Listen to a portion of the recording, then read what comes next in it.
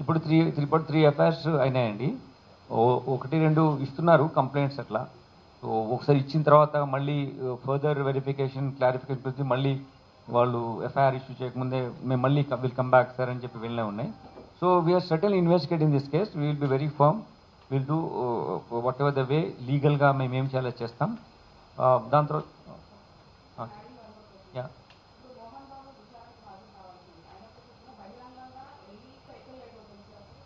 లేదు, అరెస్ట్ విషయం లేట్ ఏం కాదు. దాంట్లో మాకు ఇంకా మెడికల్ సర్టిఫికేట్ అవన్నీ తీసుకోవాల్సి ఉంది. దాని తర్వాత మేము ఆయన నోటీస్ ఇచ్చాము. ఆయన 24th వరకు టైం అడిగారు. Maybe out of is concern for him ఈ వెంట్ దేర్. దానికి మేము పర్సే మేము అగేన్స్ట్ చూపించలేము. కాకపోతే ప్లస్ ఆయన ఇంజూర్డ్ అయినాడు కాబట్టి ఆయన వల్ల వెళ్ళుంటారు. కానీ చట్టం ఏ ప్రకారం ఏది తీసుకుంటే అది మేము తప్పకుండా చర్య తీసుకుంటాం.